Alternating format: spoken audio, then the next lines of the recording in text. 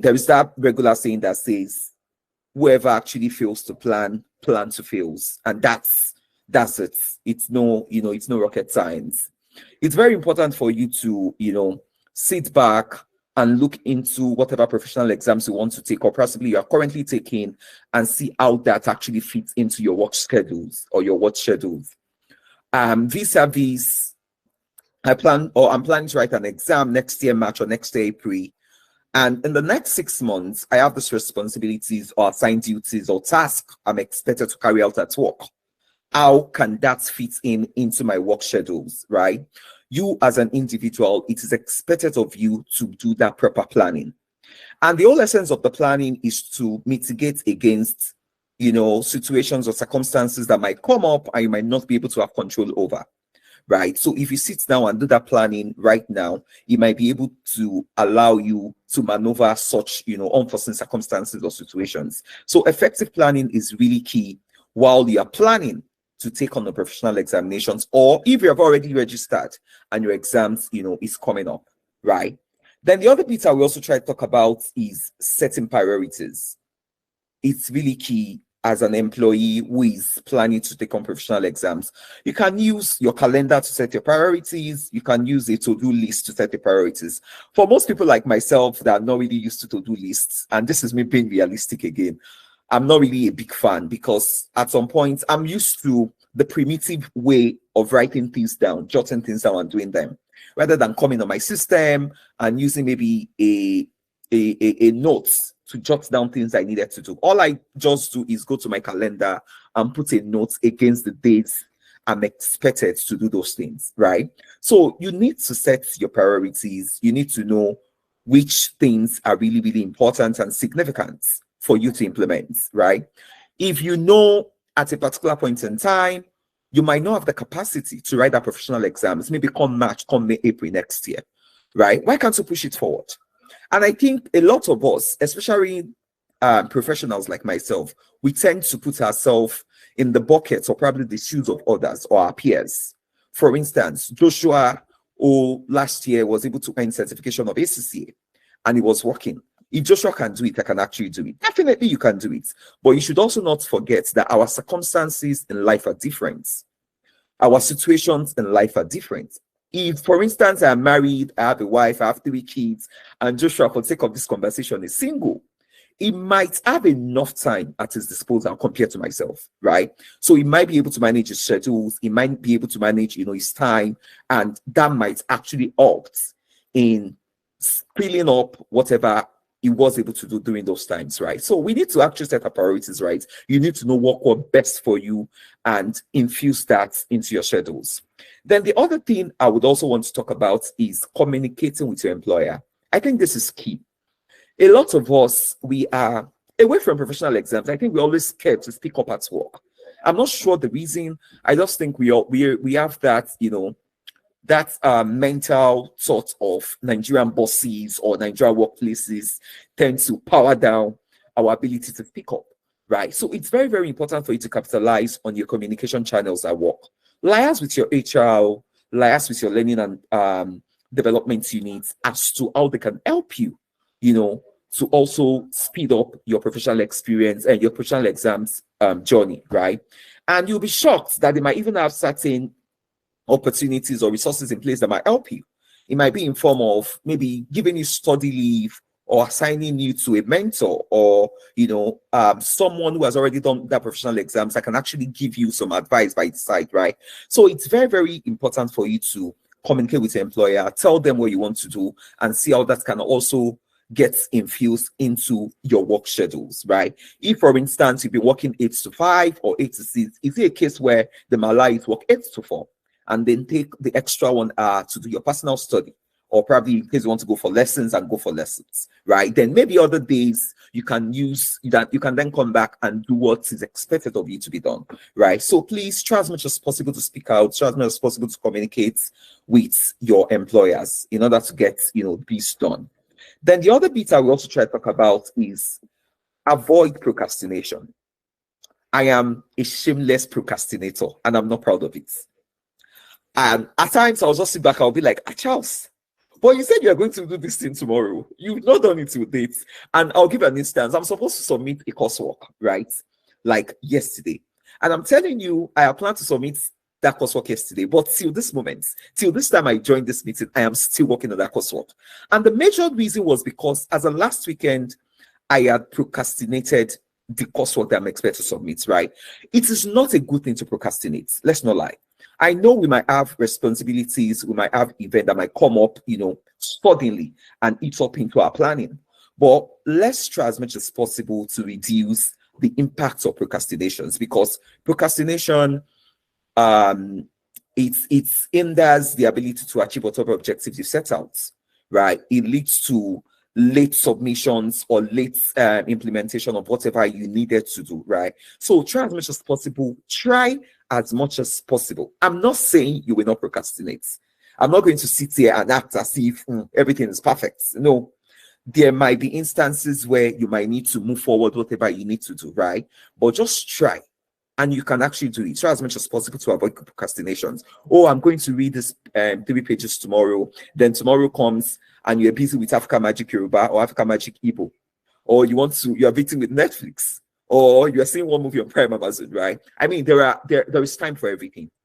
I am a lover of Nollywood movie. And I know, in addition to working or probably studying, I also, need to have some partake in some recreational activities, right? So just try as much as possible to avoid procrastination.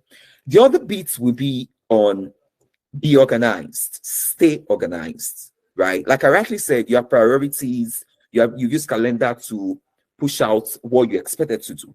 Try as much as possible to ensure you stick to those plans, right? Because the moment you start derailing from those plans, the moment you start moving away from what you set out to do, you will be shocked at the end of the day, you might not even achieve anything, right? So please let your organizational level be top notch. And organization, you being organized is not even peculiar to your work alone. It's also speed up to your own personal life in terms of your own.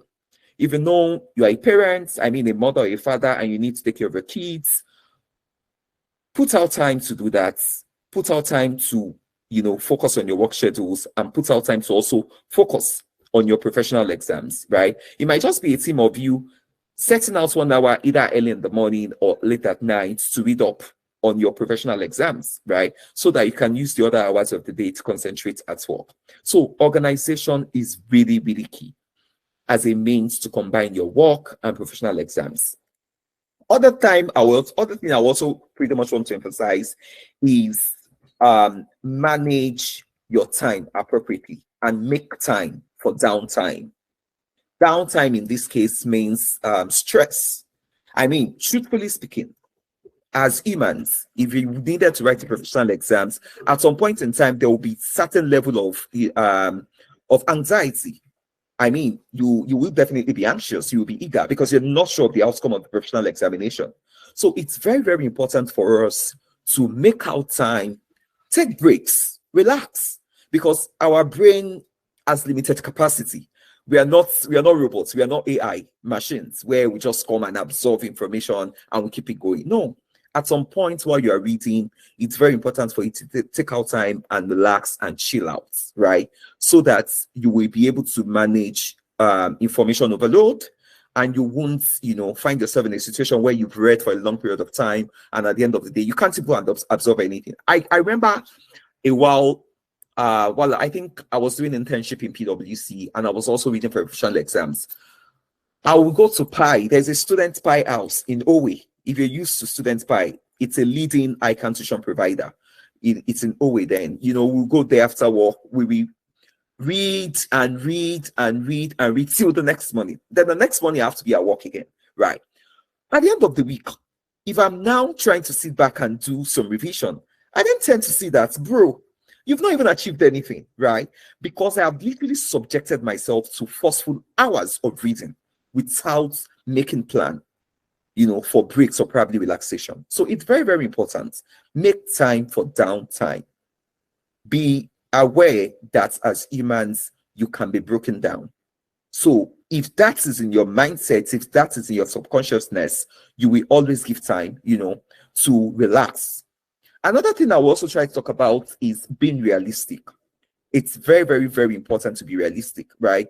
I want to get CFA by 2026. Is it doable? Definitely yes. But do I have the resources it takes to achieve this? You need to ask yourself. There is a saying I say to people: you can lie to everyone, but you can't lie to yourself. Right? So if you are pretty much aware of the fact that you don't have the necessary resources or capacity to achieve this goal in this particular period of time, then why do you need to jump on it? Right? So be realistic as much as you can. I want to get a CCA by 2025. That's next 2 years from now. Have I really set out plans to get it? Have I started looking at, enrolling in tuition providers or learning institutions that might aid my achievement of this certification? Or it's just really a case of, I thought I can do it. I've done it before and I'm going to do it. Forgetting the fact that times have changed and times keep changing, right? So it's very, very important for us to be realistic as much as we can regarding our professional exams. And again, manage your work schedule properly. Manage your work schedule properly. And I'm saying this because we might have a lot of people in the big four firms here where you are either in audit or tax or consulting, and we know how big four work schedules can be, especially the auditors. Take it or leave it. You will be expected to use your own personal hours to do work.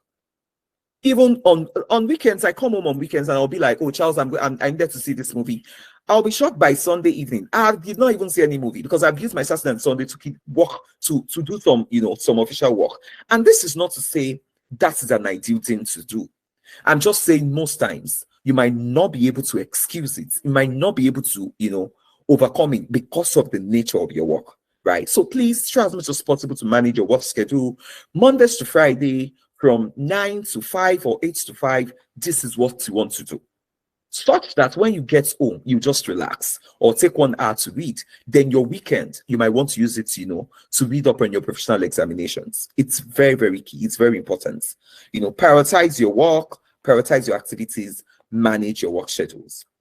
And finally, I'll just have to end with this to say, you can actually combine your work and professional exams and come out in flying colors. You can do well at work, you can do well in your professional exams. I've listened to a series of conversations where people come and tell me one has to suffer. Nothing is suffering. If you plan yourself accurately, if you prioritize what seems really important for you, if you communicate with your employer effectively, and let your bosses to be in the known of whatever activities you want to do in terms of professional exams, then you will scale it accurately. You might not be a prize winner. I mean, it's not a lot of people that set out to be prize winners or to be best performing, right? The whole idea is to achieve excellence. And I'm sure doing all of these things I've talked about and doing certain level of self-introspection to, determine as to whether you are ready to take on those professional exams, you will definitely perform well and do extremely well at work. So with this being said, I think I will need to stop here. Thank you very much for listening, and thank you, Bukola. Hello, thank you very much, Charles. Who is your best Nollywood actor? Best Nollywood actor? I'll be caught in between Funke Akindele and Tony Abraham. Okay. Yeah. Okay. Yeah, okay. I really like those latest. Yeah. Okay, nice. Thank you very much, Charles, for Thank saying you. that. I mean, I've made a lot of notes while you were talking. I think this makes sense, and I know a lot of people have made notes, so I don't need to read through the notes, everything you've said. So thank you very much, Charles, and I know everybody see they're clapping, so that says it. I don't need to add anything. All right, thank you. No worries. So, Mayowa, you're going to speak to us on time management and practical productivity hacks. Okay. So you have the floor. Okay. Good evening, everyone from Nigeria. Hope you guys are doing well. So, is everybody mute? Yes. You are the only one at a party right now. So if there is any noise, you are the one causing the noise. No. So there's no noise here, right? So am I permitted to share my screen? Yeah. By all means, go for it. Okay.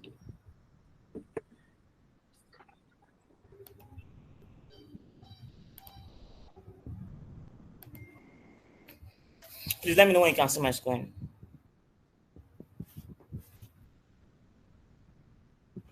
Yes, I Yes. can. Okay. Thank you. Okay. Now, okay. Let me. So, thank you so much, Charles. You have spoken extremely well. Like I'm jotting a lot down, though. So very nice. So I would like to kick off from where. So he has spoken a lot, and it's some of the points which I've lifted there in my time management and practical productivity acts.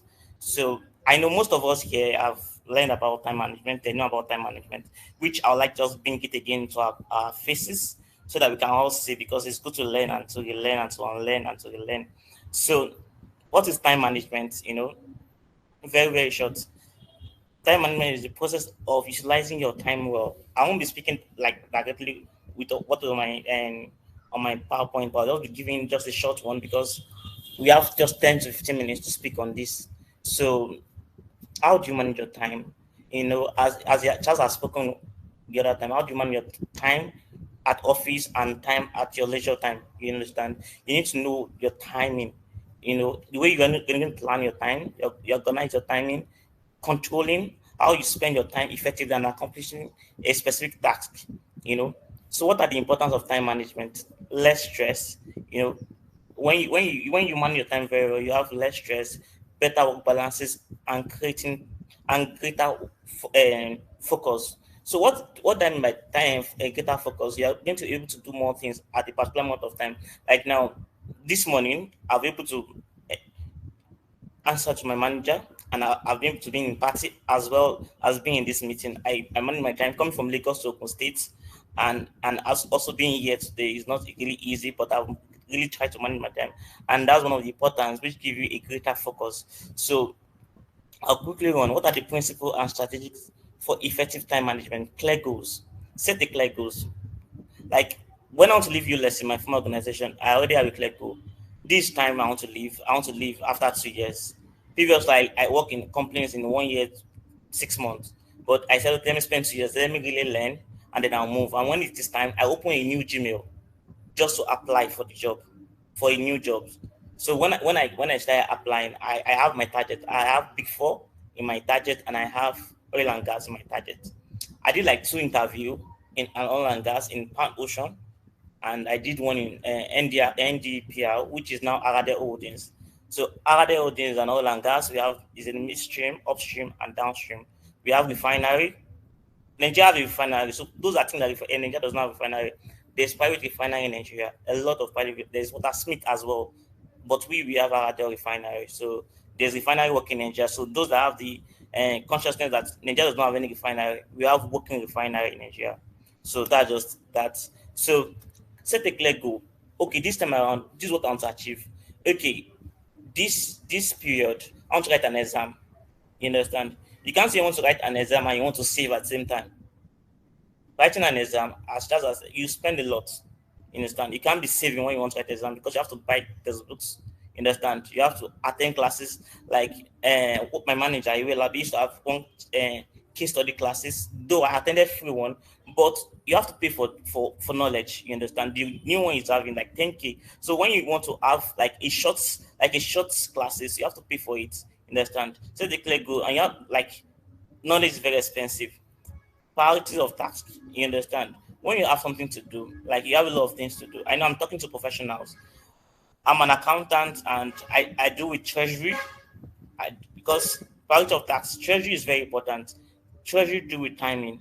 You can't play with people billions of naira, which is it's not even naira alone. You do with dollars as well. So timing is very important in treasury. So priority of task, okay, this time for you to fix this amount, this time to this time. You understand? 31st of December must be 31st of December, not like 4th of January. You have lose a lot of money if you really did not prioritize your task. And time to send a mail. You understand? Very important. Tax. You understand? You have CIT. There's time. You have, timing. Now that based on the Finance Act 2023, VAT has been shifted from 21st of the following month to 14th. If you don't prioritize your from 10th to 13th, that you could have done your tax schedule and you have made your payment for transactional taxes, you're going to miss deadline. You're going to pay a lot of money. Coming to an oil and gas sector, we have the millions of naira you'll be paying as your penalty for not meeting up with deadlines. So delegate tasks. For managers among us, you have to learn to delegate to your subordinates. Learn to delegate, because you can't do all the work together. You can't do everything. You understand? Don't think that then someone else will come and take your position when the person has to do it better. No, don't have that initiative. If the person is better, you understand? They are a manager. You have to find a way to ensure that you're better than that person again. You understand? And learn more. You have to delegate. You have to learn to delegate. Okay, like as I do sometimes, I can't be the one pulling GL. You understand? I have to call someone, okay, and one of our help me to do this thing, like backward GL, okay, me spool this thing, help me to do this thing, help me to attend to these people. I don't need to be there physically. You understand? You have to learn to delegate to people. You have to learn to trust people. Trust is very important in delegation of work. And if you delegate, try to review and correct in love, not shouting. You understand? Oh, you're not doing it well. Let me do it myself. You're just wasting your time. You have to learn to correct, and the person should be perfect in whatever you want the person to be doing. Time blocking. Allocate a specific time blocks for different activities. You can't be doing 3 things at a time. You won't achieve anything. You understand? All these are practical points. You understand? You can't do like 5 things at a time. You may not achieve anything at the end of the day. You understand? Learn to say no. If you are giving over tasks, if they give you a lot of tasks to do, just say, "So I'm sorry." You can negotiate timing. You can negotiate. As my former manager say, learn to negotiate. Learn it. Just learn it. Just learn how to negotiate timing with people. Oh, I'm sorry, I can't deliver this task at this time. Can we do it next week, Monday? Can we do it on Tuesday evening, close of business? You have to learn to say no. You understand? You're professional. If you are doing good to them, you are both doing good. Your employer is doing good to you, and you're also doing good to them. If you stop working today, they may lose millions of naira. You understand? So you have to learn to say no at a particular moment of time. As you know, one of the points I have listed here that Charles has as well said and explained very well: set realistic deadlines. You understand? Don't say, okay, this year I want to do CFA level 1 to 3. It's not realistic now. You don't have the dollars. You understand? You don't have the time to read. You just want to waste your money. You understand? You have to set a realistic deadline. Okay, this is the period I want to achieve this. This is the period I want to achieve this. This is the period. Okay, using me as a case study, using myself as a case study. Okay, I'm done with my ICANN. Okay, I want to do diploma in FIS. Okay, previously I want to do the exam in June. Understand? This is just to extend the explanation Charles has given. Understand? Moving from Abuja to Lagos, I got a job and I was working in Abuja before you lesson. I'm moving to an oil and gas from a edutech company to an oil and gas. I have to move back to Lagos. I'm moving back to Lagos. My set target for this year is to do SCCA diploma in June and do any other exam in December. So based on the fact that I changed my job, I can't do that exam again. During my probation period, I can't take time out. You understand? Though I can take it, you can say, okay, you can negotiate with your manager, but nonetheless, you have a probation period. Moving back to Lagos, you need to settle down. So you can't just say, okay, because of my deadline, I have to do it in June. I should do it in June. Now I've extended it to December. So this is just to ensure that you guys set a realistic goal. Nobody is the island of knowledge. Seeing people outside there, oh, this guy is achieving this, he has achieved this, he made first class, he did this, he's working this. No, you have to set yourself, oh, okay, and it's step by step. You can't just get there at just one step.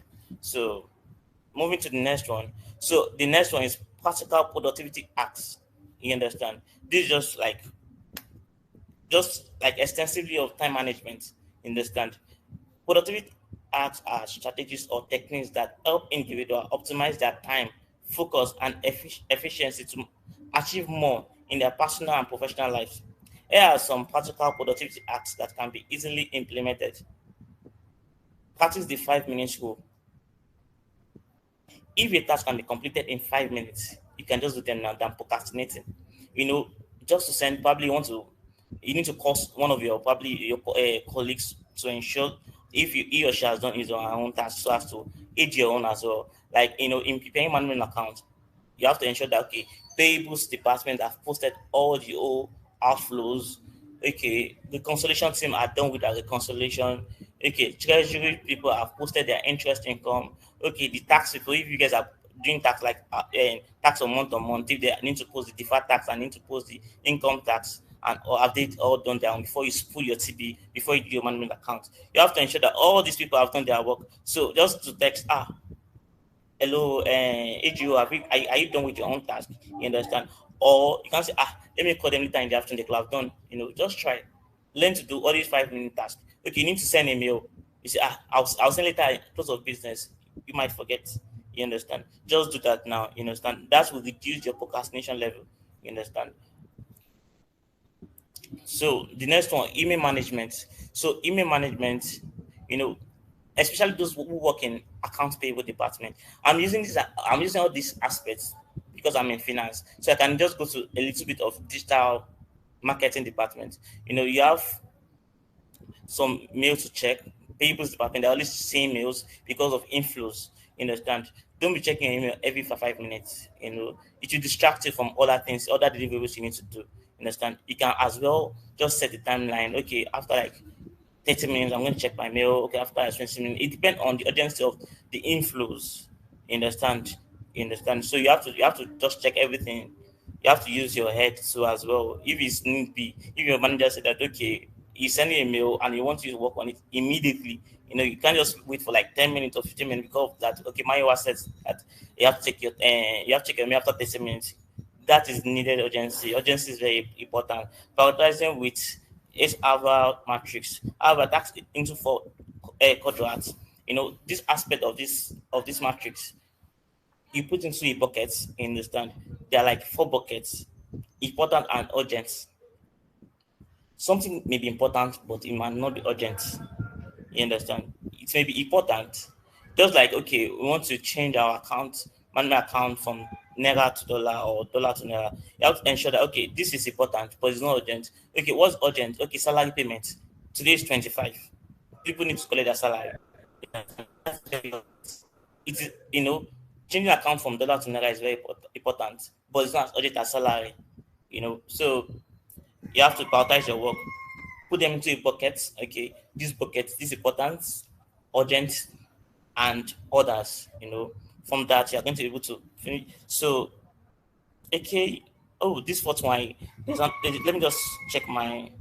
There's a fourth one I have under my. Okay. Okay, limiting your meetings. Sorry, I will do that. That limiting your meetings. So, focus on tasks. Okay, scheduling and attending only necessary meetings. So attending all meetings is not really you being busy. You understand? I have meeting by 2:00 today. I have meeting 3:00 today. You're telling me I have meeting 5:00 today. No, that's not. At the end of the day, your manager will not ask when they're doing appraisal for you.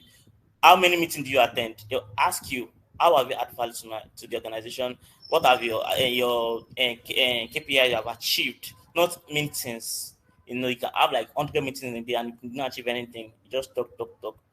Just cut your meetings down. Okay, this meeting is important. This meeting is not important. I don't even need to attend this meeting. So that's just that. And that's all I have to say for now on time management and practical productivity acts. Thank you so much.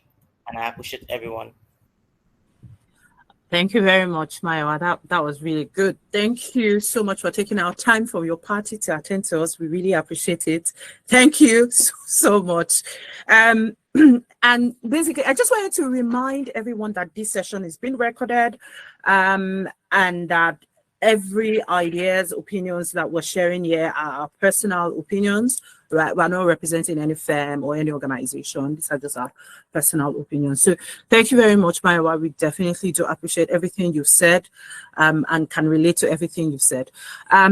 Joshua, I know you'll be talking to us on coping with work-related stress and creating healthy boundaries. And I'm very, very interested in this one because I have been stressed. So I want to say I'm being stressed. Yeah, All right, go ahead. I think for a lot of people, especially in the UK, we're facing deadlines this period. So I can imagine, it's quite stressful. And then because I was in tax in Nigeria, our deadlines were in June. So I know that June year-ends are usually very crazy. June is a very crazy period, right? And I think Charles and I have touched on a few points I want to touch on, but I'll just try and elaborate more on them, right?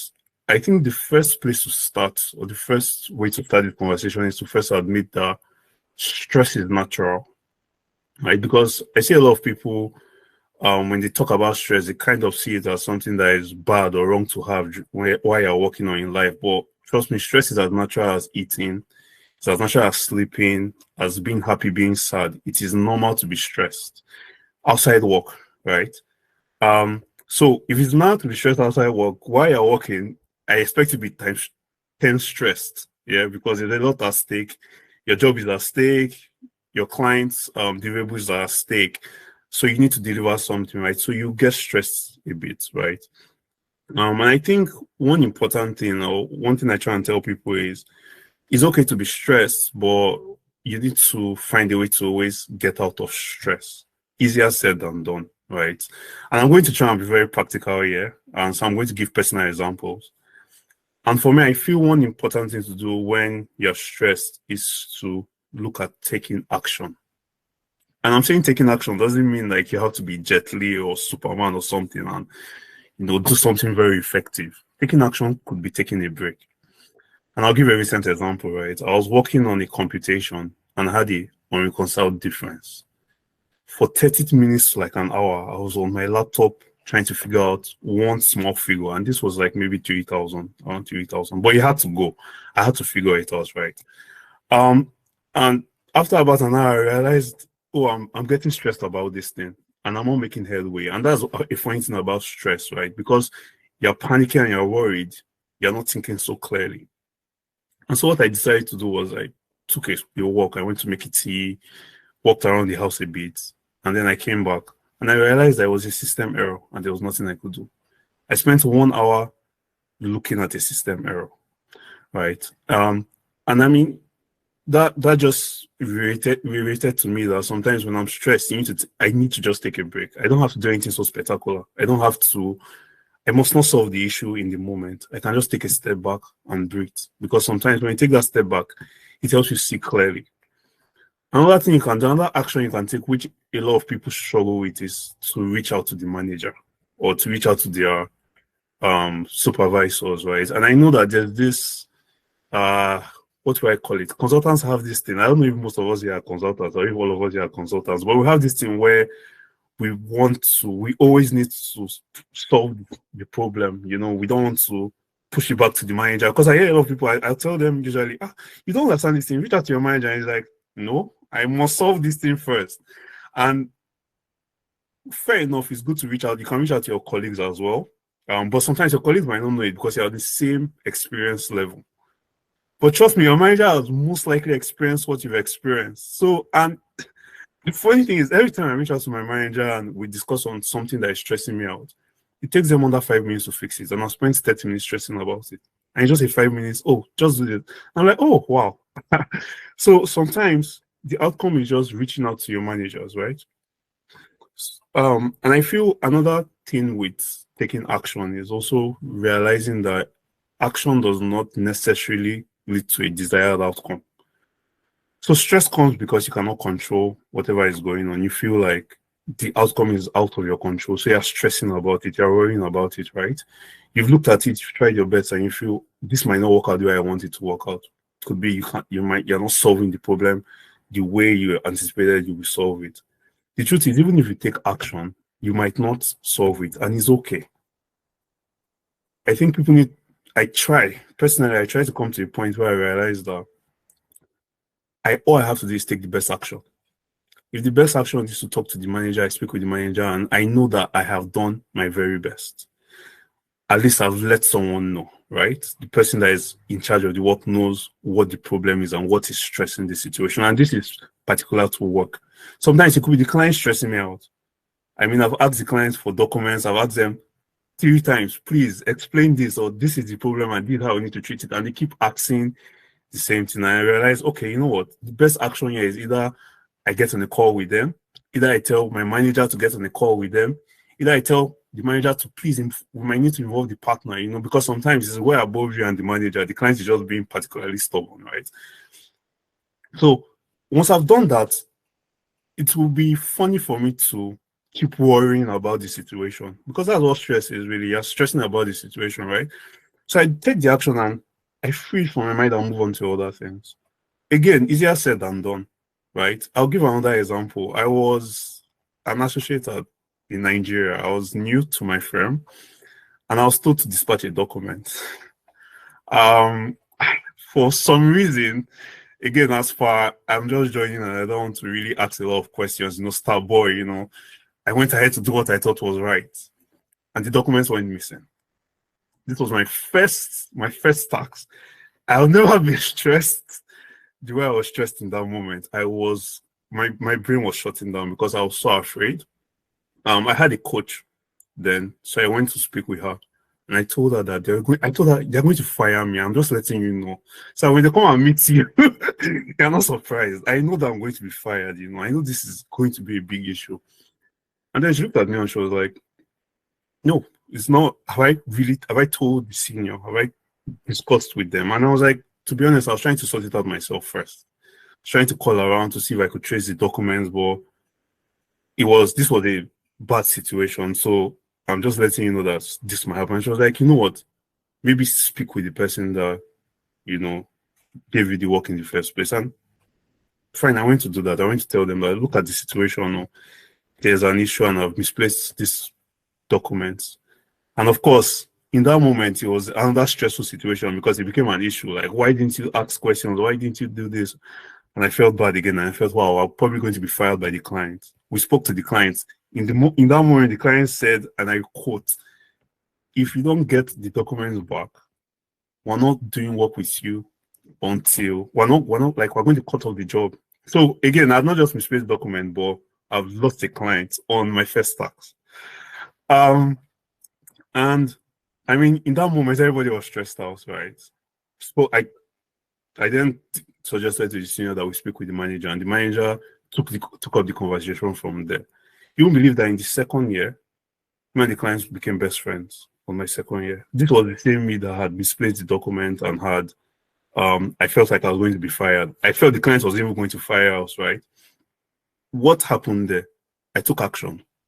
I was stressed, but I took action. And to be honest, the first action I took did not result in the desired outcome because after I told the coach and told the senior, the client had threatened to fire us. So in my mind, I was like, well, I took action and I'm still going to be fired. The stress, the situation I could not control is still going to end up happening, right? But it didn't happen at the end of the day. So sometimes you need to take action. And if the desired outcome doesn't happen, the next best thing to do is take action again. Don't stay in the stress situation. Stress is very normal. And I think on the second point of creating healthy boundaries, Mayowa and Charles did mention very key things about prioritizing and time management. And I would say, I won't come here and lie and say I work 7 hours straight. Nobody does 7 hours straight. Well, I hear some people do it, but I've maybe done it once or twice in my lifetime during filing period because, of course, you're just thinking about filing and you're very focused on it, right? So you might end up working endless hours without taking a break. But ideally, humans are, the way we're wired, we get distracted. What does this mean? If we're going to be honest with ourselves here, if you're working 7 hours, you're probably going to use 2 hours on social media. Maybe Twitter, maybe Instagram. If you're not a social media person, you're most likely going to speak with a colleague. You're going to have yarns. You're going to have that your office bestie that you message and say, this manager just annoyed me. You take another 30 minutes talking about that. So we know we get distracted. It is good to get distracted because I feel it's healthy to take breaks, right? But it isn't good to be too distracted, right? That's where it becomes an issue. Another thing we fail to admit is sometimes we take those distractions, work extra hours, and then complain about working extra hours. But the truth is, they're just making up for the distractions you took. It's a circle, right? So, yeah. So I feel to create healthy boundaries, there are like 2 or 3 ways you can go about it. One would be if you're working more effectively with your time, right? So if you're guilty of taking 2 hours, you probably owe your employers 2 hours back. And you admit it and you roll with it. Don't be pissed about it, right? The second thing would be to be sure that you tick off the taxes you have on so set the taxes like Charles had said, right? And I know that sometimes we say you set taxes and you don't, your day can just, because maybe it happens, like write down 10 things and in the morning, as I'm about to start, I get a call, and that ruins the whole task. That everything I've written that day is nonsense, right? Something else has overtaken it. But the point is, as long as you achieve what you have to achieve in that day, you've done your bit. So you also have to come to a place where you realize that without you, the work will continue. All you have to do is bring your best self to work every day.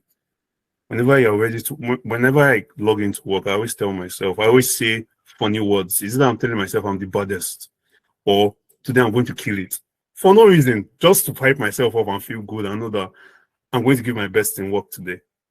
And I do this because I know that by 5 p.m. I want to be able to look at my screen and say, oh, I did a lot of things that I was meant to do, and I'm done for the day. That helps me not feel guilty, because sometimes we feel very guilty when we want to log off, which is not good. The work will continue without you. If you, for any reason, disappear, we'll remember you one day. Just one day, remember. In fact, sometimes it might be minutes, and we'll employ another person to take over the role. So remember that the work will continue without you, right? Be willing to step away from it. You necessarily don't have to overwork all the time. And I think the last thing I'll say is, in terms of, you need to have a bit of, you need to realize that as you're working for someone, right, and you're pushing their business, what about yourself? You have to work for yourself. And working for yourself does not mean doesn't even mean professional courses alone. What do you like doing as a person? Like, what do you enjoy as a person? You probably need to ensure that after work, you're able to take some time off doing those things. It helps you be the best of yourself. And at work, everyone needs you to be the best of yourself, because if you're not the best of yourself, you're going to stress someone like me, because I'm struggling to manage people at the moment, and I'm trying to get better at it, right? I always wish that people I'm working with are just very efficient, but unfortunately, we're all humans, right? So I always encourage people, do what makes you happy. It will bring you to the best of yourself at work, right? And if you're the best of yourself, you generally contribute well to the team, yeah. So that's what I have for now, yeah. Thank you very much, Joshua. That was really good. That was really good. Thank you very much. I like all of the points you've raised. Your sorry, someone is just okay. We all need to try and stop playing with our phones and laptop at some point. So thank you very much, Joshua. They're really good, right from reaching out to your manager and to your seniors to let them know if you're struggling, to get direction, setting your priorities right, and obviously just complaining about working overtime when the truth is you took 2-hour lunch break or 3-hour lunch break, those kind of deal, and obviously changing priorities during the day. In my own personal case, for instance, I have my to-do list. I've got my long worry list, but I don't pretty much start my day until I chat to my senior manager or my director to determine what their priorities are, because my work is to resolve what they are worried about, right? So if I've got that long list of things that may not be what is priority, right? So sometimes, even if they don't have anything for me and I'm just doing myself, they can come after lunch and say, you know what, this is very urgent, let's get to it. And we may be there for God knows when. So very, very fantastic points. Thank you very much. Sarah will be talking to us about managing up, and I'm so interested in managing up because it's not easy managing your bosses. Managing your bosses is not easy. Me, I want to learn a lot from Sarah from when it comes to managing up and communicating progress effectively. Before Sarah comes up here, you see that communication of progress. Sometimes I feel like because we have 200 things on our plate, we feel like we have to do all those 300 things. And we feel like when people are asking us, what is the progress? We feel like they're asking us, have you finished all the 200 things? Yeah, and that's not the case. It's like me asking you, where are you? And in your mind, you're like, it's going to ask me. I'm like, I don't care about you doing 200 things from your manager. I just care about you making that extra step, putting that call in the diary, all those tiny bits of things. So Sarah will be talking to us about managing up and communicating progress effectively. Thank you very much, Sarah, for joining us. You have the floor. Thank you very much for ceding the floor. I have learned so much, guys. I feel like I've been making notes, actually. So I'm very happy to be here. And Joshua, you said I covered my face when you said some people that have dates we cut our day in the middle, and then like, God, I'm always so tired. PwC is using me so much. But I forget that actually out of my work day, 2 hours go to my child because I have to do nursery run. So thank you for calling us out. All right. So in terms of managing up, Ore already started talking about that when she said what she does at the beginning of the day. The first thing, and maybe I should have done a bit of research to understand the audience, because I know this is like first 5 years, regardless of what organization you're in, when you get onto a new engagement, you get onto a new project, you get onto a new team, the first thing you need to understand is, who are my stakeholders? Who's my boss? Who's the most important to me? Who is going to be evaluating me? Who do I need to impress? I use the word impress very loosely.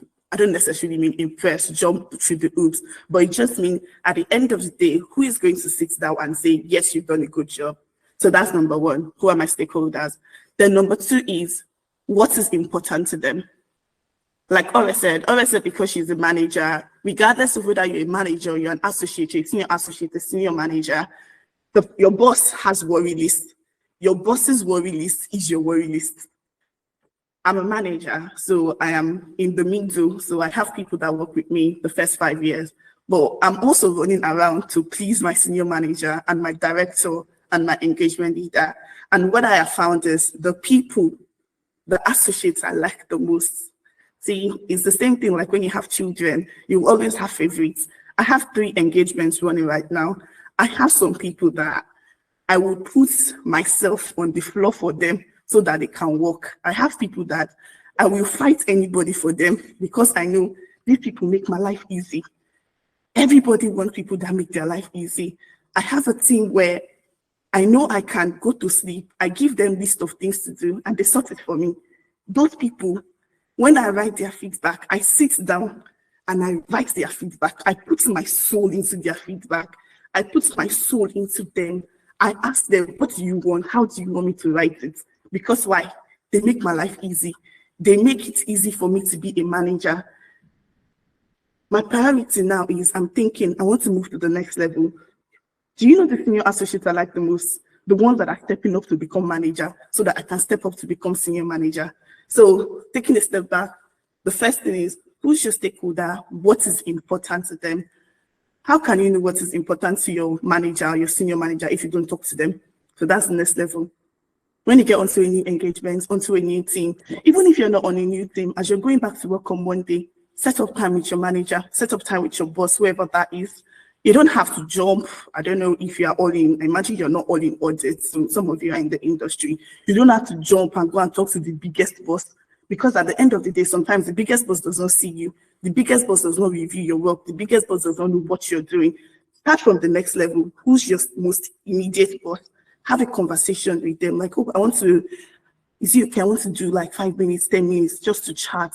What are the things I should be focusing on in the next 6 months, in the next 3 months, in the next year, depending on the kind of projects that you're on. If it's a short-term project, for those of us on audit, for example, our audit is broken into like the planning phase, the execution phase, and the completion phase.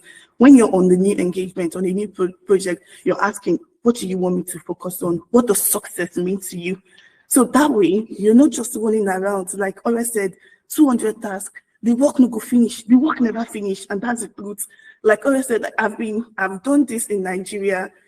I live in the UK now, and I lived in 3 different cities. I've worked in PwC office, Milton Keynes. I worked in Manchester, and I'm currently in Leeds. The work does not finish, but you know what is important? Me doing the things that is important to my boss. My boss is worried about ECL. That is what I'm worried about. I'm going to look at PPE. That's property, plant, and equipment. Yes, I'll look at it, but that's like on the number 5 of my list, because I know that when my engagement leader wakes up, the first thing she thinks about is, hey, God, this ECL. So that way, when she comes to work on Monday morning, the first thing I'm talking to her about is the progress on the ECL. That way, she's like, at least that's gone off my worry list. That's managing up. And another thing that's very important is you need to adapt your style to suit whoever you're working with. I know people are like, I don't want to change who I am. Good for you. But sometimes you have to adapt. You have to be flexible. So you might be working with 3 people at the same time. This one does not care about daily communication. As a matter of fact, When you send email, you used to make the person angry. Don't send email to them, talk to them. But there are some people, they want every single week. I work with somebody that if she does not talk to me one day, her heart is to beat. I think there's one thing that used to happen to her, like if I don't give her update and say that this is what I'm doing, it used to stress her in one kind of way. That woman, at the end of every day, hi, XYZ, this is what we've been up today. I send her this and she's like, oh, thank you so much. Days when I miss to send her those things, you will see in her face that she's not happy. When I eventually send it, she'll be like, oh, thank you so much. I was not sure what has been happening on the team. So adapt your style to suit whoever it is that you're working with. Then in terms of managing up, I'm a manager, and the people I like the most are people that tell me what they're up to. Like, so that way I don't have to worry about, people say, oh, I don't like being micromanaged, but I'm going to micromanage you if I don't know what you're doing. If you don't give me updates, I will ask you what's happening. Like, I'll be asking you what's happening. If I give you work and you just go, like Joshua said, what happens to Joshua? Like, if I was the manager, I will not even let you come and talk to me, because I have spreadsheets for all the people that are working with me. I've not heard from this person this week. What's happening? I will drop you a message, because like, okay, hi, XYZ person. You've not asked any question. How do you know all the things that you're supposed to do? That's the way I am. And those are the kind of people that I've worked with. And also, Joshua made such a good comment in terms of the fact that sometimes we think we have to do it all. And I'm also there as a manager. I've been a manager for over 2 years. A lot of things I'm like, I should know how to do this thing. Even inside my mind, I know my senior manager knows it better. Sometimes I'm like, some of it is ego, is pride. Pride is what is killing us, that I should be able to do this thing. But when I was reflecting this morning, thinking about managing up, I thought about it, like, if I actually look at the people, senior associates, not necessarily manager, the senior associates that I think are performing the best are the ones that when I give them work, they set up time with me to ask for coaching. Ora is nodding, Ora is manager. Like those people, because they know that the first thing is you need to know what you don't know.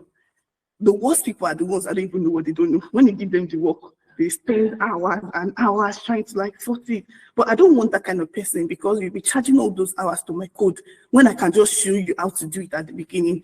Of course, as a manager, if I give you work that's so hard, I should set up time to coach you. But trust me, I am very busy. If you look at my calendar, I don't even know how I have time to do anything, because I block my calendar to do different things.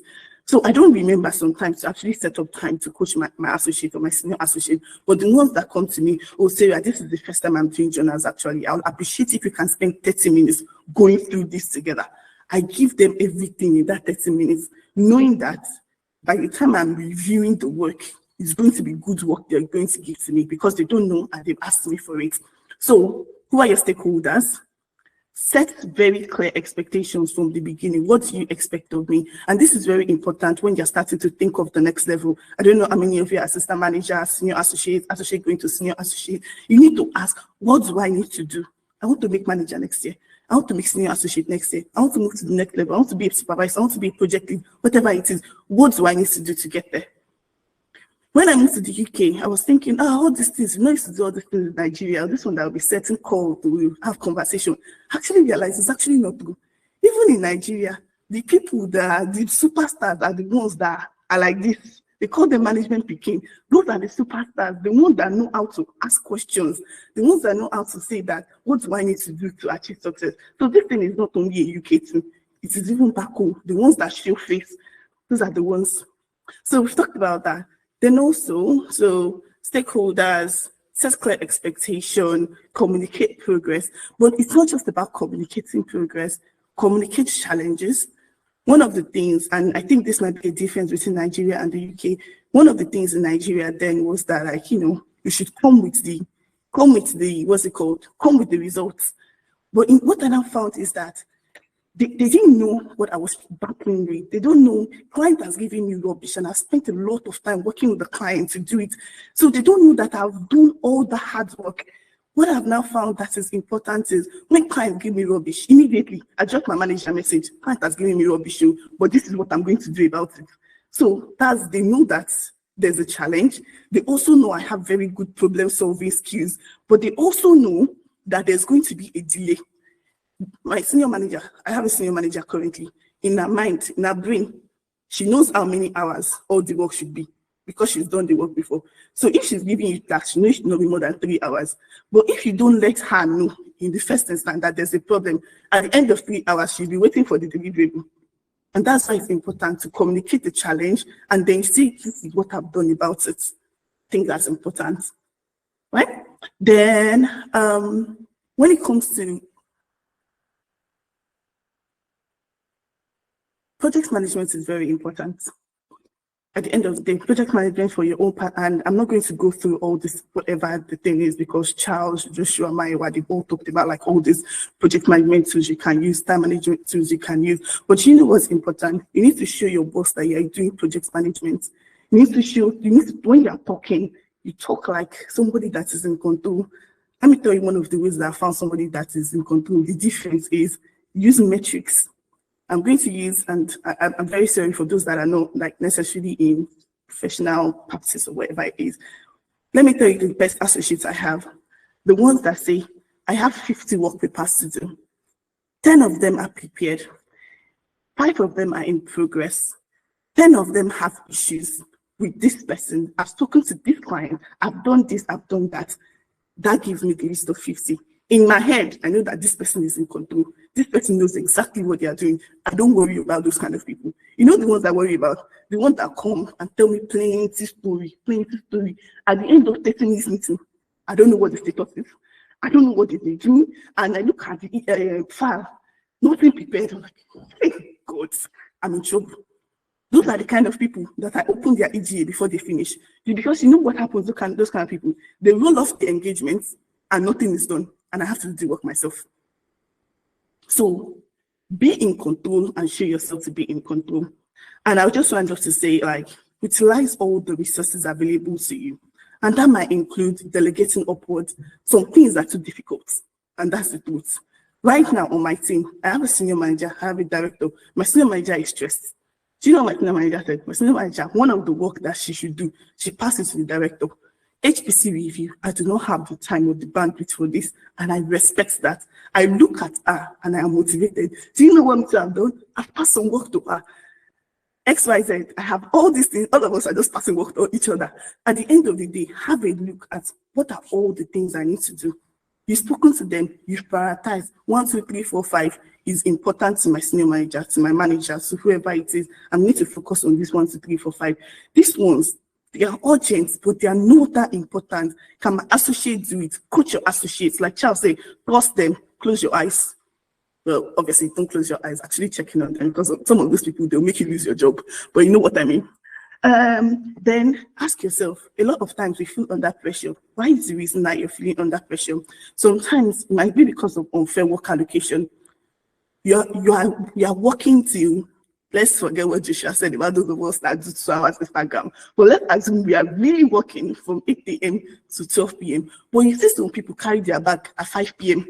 They go away. And you are stressed, right? Sometimes your manager might not see it. Maybe for some reason, their eyes is paining them or they're just not focusing. You tell them, I have all of these things to do. So you're not going to say, look at that person is not working. That's not the approach.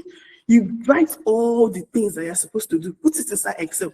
In one of your catch-ups are very important. In one of your catch-ups, oh, this is all the things that I'm doing. I've had a look at the team. I think this person might have capacity. I'm actually thinking of passing these things to this person that might have capacity. The manager knows what everybody's doing. Can think that's actually true. I can move this around. Unfair work allocation. The other thing might just be knowledge gap. Sometimes you're spending all of that time doing something you just don't know. So just going to go back again, ask for coaching. If you are scared that, oh God, I'm going to ask for coaching from somebody that's going to evaluate me, look for somebody else on your team to ask for coaching. Look for senior associates, make friends, etc. And then delegate upward, delegate downward, delegate everywhere you want to delegate.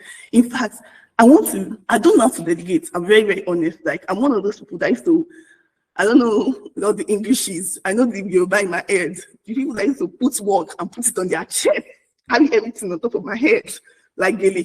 That's the kind of person I am. But I am learning, because the truth is you're not going to be able to step up if you're still taking all the things that is on your level.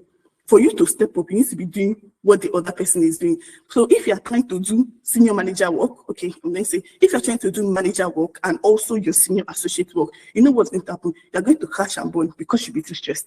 You don't have time to do everything. It's not possible. So to bring everything together, identify your stakeholders, your manager, who is important to you. Sit down with them at the beginning of the project, at the beginning of the engagement. It's not too late. On Monday, on Tuesday, set up the time. I want to have a quick chat with you, just to, like, to clear expectations so that we are aligned. I want to know what is important. I want to step up. I want to be XYZ, whatever it is that you want to be. Agree all of those expectations and actually work towards it. It does not matter. You might be the nicest person in the world. If you're not doing good work, I'll not like you. That's the truth. So do good work. Focus. Do Pomodoro technique, whatever it is, 25 minutes. I'm going to do this. So push work out. And then make sure you're checking in. Consistent checking is very important. If you get onto a new engagement and they don't do weekly catch-up with the boss, set up weekly catch-up. Ask the engagement leader, I notice we don't have time in the diaries to talk to you, to give you updates. Is it okay if I put 30 minutes every week? Put that weekly catch-up in. Drop your manager a message. I'm working on this right now. Is there anything more important that you think I should work in? And if you think you are doing work that's not important, it's either you delegate it or you look for technology tools. At the moment, what is the way out to what?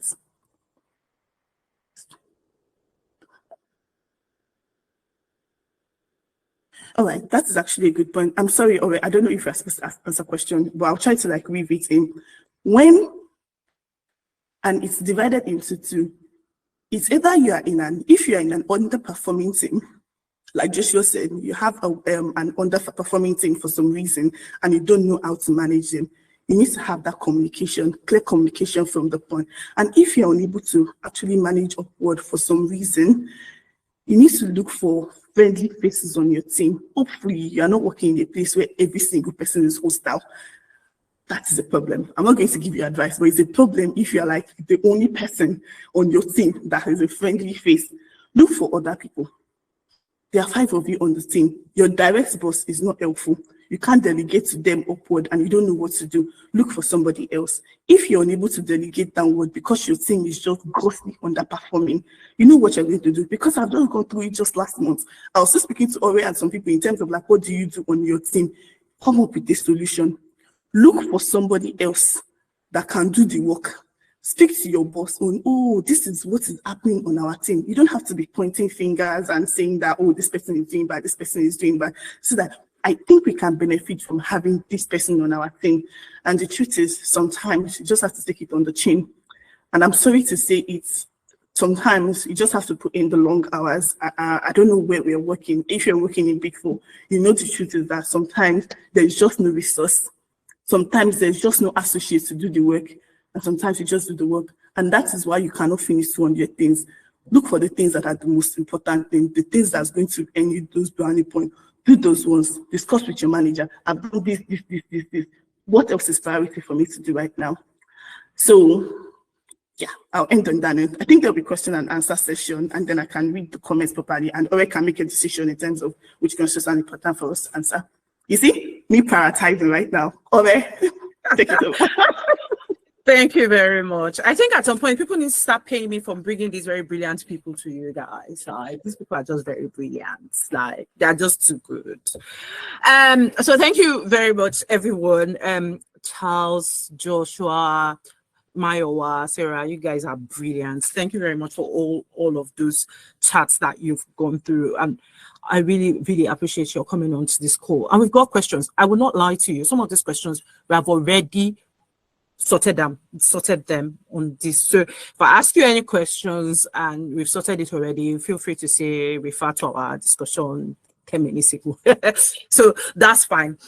But I mean, before we go into the questions, I just want everybody to know that I hope everybody is taking notes, because look, everything that Sarah has said, Josh has said, Charles has said, and Mayo has said, they are really key and they are really important. And I'm going to draw a couple of points out of what Sarah has said.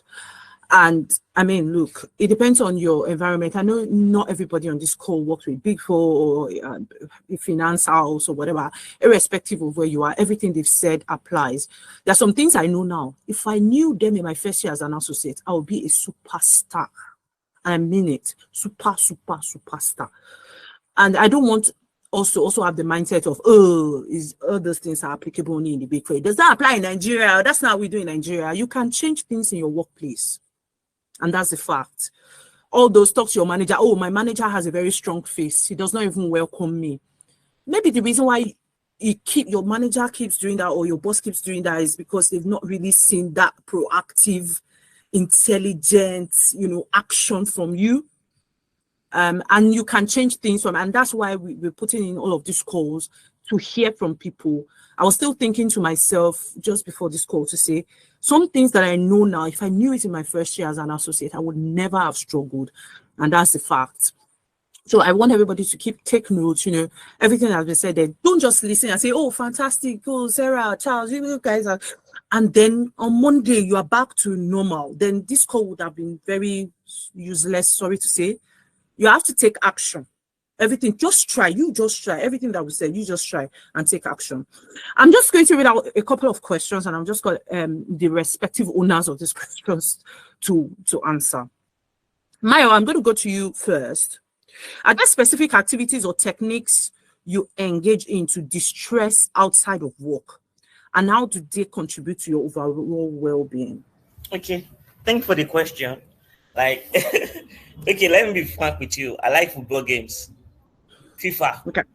FIFA, Please forget the fact that you see first class, this, that, this. I play games. You see me playing game, you understand? I have team of players. My friend PwC, GTB, like different companies come together, Shell. We play game, we beat ourselves. We can play game from morning to night on Saturday. So you need to learn to enjoy yourself. Some people like probably, I love video games. That's FIFA, which is best. You understand? Some people like playing table tennis. Some people like swimming and likes. Please, you understand? Some people like golf. You understand? Pay for it. Enjoy it. You understand? Nobody. You don't wait for next of kin to spend your money. Spend it now. Hey. So I think that just answered the question. Thank you very much for that. And that's how I want our answers to be short. Please, quick. Let us answer this question. Thank you very much, Bayowa. This thing I have said, please, as you are working, spend your money. How do you spend money wisely? You're on your own. Spend your money. Do what you like. And see, there's another thing I've seen. People be like, oh, for you to enjoy yourself, you have to travel on expensive vacation. It's a lie. What you like. Some people may just like shopping, just going out on Saturdays to shop. Enjoy it. Some people may like to travel. Some people, they just, whatever it is that you like, that, some people like to play games, like Mayo, play the games, okay? So you determine what will make you, because I can't imagine you doing Mondays to Friday, not only walking. So people even go through traffic, all those stress, and then on Saturday, some people say, oh, I'm relaxing, and they are on TikTok from morning till night on Saturday, and on Twitter and whatever, the whole of, and you're just there, you're just recovering from the stress of Monday to Friday, and there is no enjoyment. So you must think to yourself, what is it that I enjoy outside of work, and spend your money on it. Enjoy yourself, okay? Thank you very much, Mayowa, for that one. I'm going to come to you, Charles. How do you deal with a boss that is impatient? I mean, that's a very, very powerful question. Dealing with a boss that is impatient. I mean, the truth of the matter is no one prays to work with such bosses, right? But maybe due to the trajectory of where I've worked, where my performance appraisals are not tied to one particular person, right? So I might be able to kind of, escalate and discuss it worldwide. But dealing with it, for people that are in non-consultant firms, I mean, industry, just have one boss that you report to. I think I tell people, I say this thing generally, you can't undermine the importance of speaking out and communicating, right? If people treat you the way they see you, that's the honest truth. If people perceive you as a strong, intelligent, very outspoken, and I mean when you're outspoken, it's not in a way of you being rude or being condescending on anything, but just try as much as possible to travel your thoughts across. I think it helps greatly. Try as much as possible to, if it's a meeting, fix a meeting with the boss, have a one-on-one with that boss, and set out your pains or where your where your worries are coming from. This, and this. And this is to people in industry. For people in the big four, obviously, you have many bosses you work with, you have people you can report to in case where you have difficulties working with an impatient boss, right? And as I will believed, no Iman can be, unnecessarily impatient at all times, right? So have that communication, speak out, right? But if the situation persists, then why do you need to stay with a boss that is impatient? To a larger extent, your mental health is greatly at stake. You wake up every day being angry at yourself because you're going to work. So if you've done everything that needed to be done and the situation is still the same, I think it's just realistically saying it right now. Just look for something else. And in the meantime, while you're trying to look for something else, try as much as possible to maximize your current situation. And by that, you should be fine. Thank you very much, Charles. I sometimes I can be impatient too. So I don't know, Sha. Baby, I don't know if there's anybody I've worked with. My sister is on this call. So I know that. Consistency. So because sometimes, okay, sorry. Okay. That's Mayowa. He's not a party. We need to let Mayowa go very soon. Sometimes I can be impatient myself. So, and I think there are two things. Okay, Sarah, just go ahead. Say what you have typed. No, it's all right. Somebody asked. Somebody had a question. Okay. I just thought. I just responded. Okay. No, thank you very much. So we don't have to do that yet. Okay. So I mean, personally, I can be impatient sometimes, and it's from the nature of our work. Yeah. And I sometimes see it on the face of some of our associates when I get impatient. I feel like if I've worked with somebody before and the person is on this call, the person will probably say, or I'm sorry, I'm not as fantastic as I appear to be sometimes. So sometimes because of the nature of the work, let's do it. Where are you? Where sometimes if you sort of get to work with me from a work perspective, I don't think people who work with me will probably think that I'm like that, just because. And funny enough, I worked with someone last year, and by the time the person returned, he said the person had changed. And someone who is a co-manager to me said, "This person worked with you last year. That's why this person has changed. Because if you're working with me, you have to be on your toes, right? Because I'm like, where are we? Carry me along. You don't ask the question in the last one day. Something is not right. I'm on top of it. You've got capacity. I know it. Once it's 12 noon, I know you've got capacity. You have to do other things. And I say, can you do this? Can you take that? So I'm sort of everywhere. So I feel like the people who work with me will categorize me there. I'll watch it myself. So that's fine. But don't resign because of cannot now. But anyways, okay, that's fine. Thank you very much, Charles, for that response. I think that's really good. Joshua, coming to you, someone says, I would love to learn how to maximize work hours and also how to significantly reduce errors. How can one reduce errors when carrying out a task? Okay. So I think in terms of work hours, I already spoke on it a bit, in terms of, reducing your distractions, right? And that's just also in terms of having focus on what you're doing. And for me, one thing that helps me maximize my work hours is the attitude I used to come to work. There's the saying that sometimes the general feeling is you should have a bit of like passion for your work, to give your best to it. But I actually believe that you should give your best in any situation, right? So you don't even have to be passionate about your work to give your best.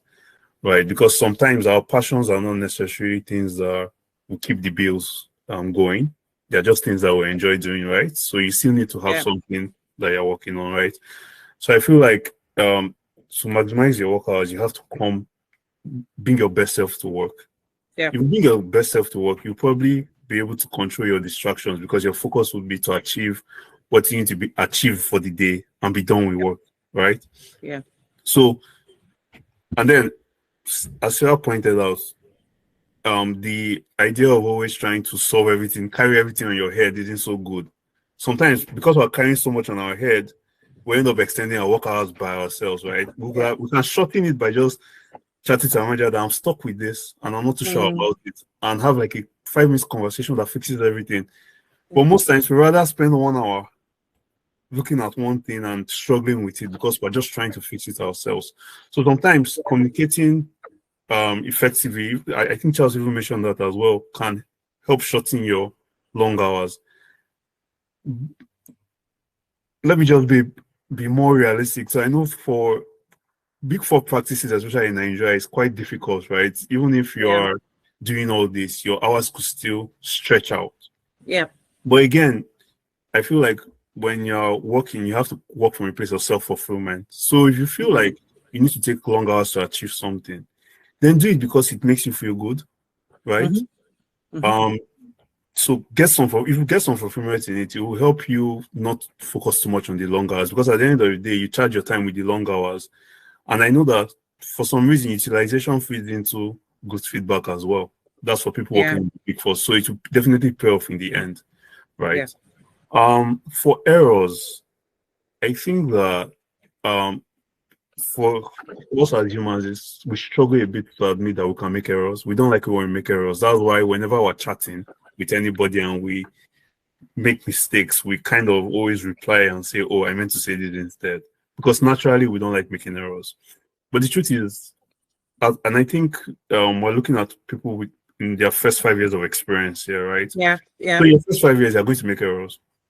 That's just the realistic bit. You're not going to be perfect because you're new at what you're doing, right? For me, coming here, I did 4 years in Nigeria, and I came to UK. UK tax laws are very different. They are deeper, right? And the first few months I struggled because I knew I was making errors, not because I wasn't taking out the time to read their laws, just because I couldn't even understand it from their perspective, and I was trying to understand it myself.